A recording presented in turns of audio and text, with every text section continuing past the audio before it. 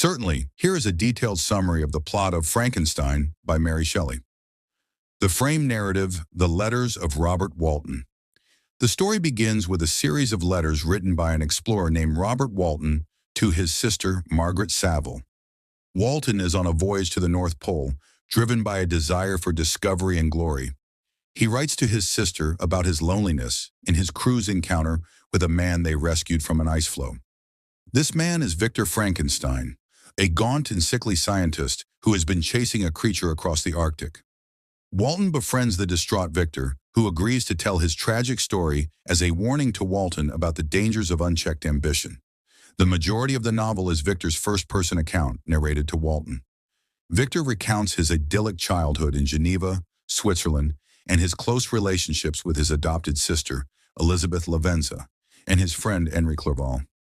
He goes to the University of Ingolstadt in Germany to study.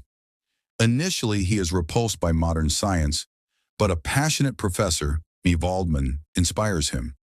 Victor becomes obsessed with the secret of life and death. He spends months in isolation, neglecting his health and family, as he works to create a human-like being from dead body parts. He believes that by creating life, he can unlock profound truths and even conquer death.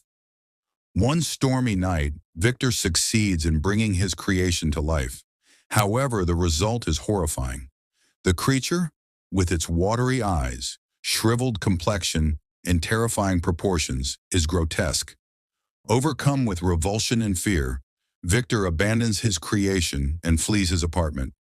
He is later found by his friend Henry Clerval, who helps him recover from a nervous fever.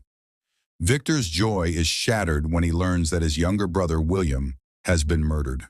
A beloved family servant, Justine Moritz, is framed and executed for the crime. Victor knows the truth. His creature is the murderer. He is filled with guilt but fears confessing, as no one would believe his monstrous story. Depressed and guilt-ridden, Victor travels to the Alps. There he is confronted by his creation. Instead of attacking him, the creature speaks eloquently, revealing its own tragic story.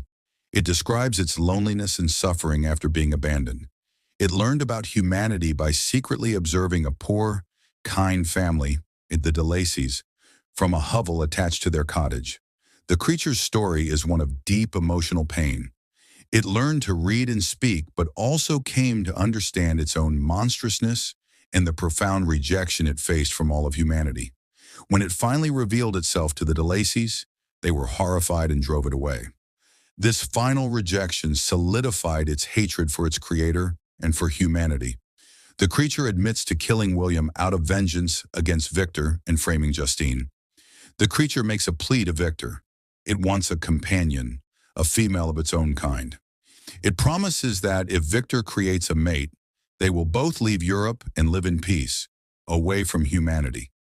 Reluctantly, Victor agrees to the creature's request and travels to England with Henry Clerval to work on the second creation. However, as he nears completion of the female creature, he is overcome with a terrible premonition. He imagines the two creatures breeding, creating a new, more dangerous race that could terrorize humanity. In a moment of panic, he destroys the half-completed creature. The monster who has been watching is enraged. It promises to be with Victor on his wedding night. It then murders Henry Clerval, and Victor is framed for the crime. He is later acquitted but returns to Geneva a broken man. On his wedding night, as he awaits the creature's promised visit, he realizes the monster's threat was for Elizabeth, not himself.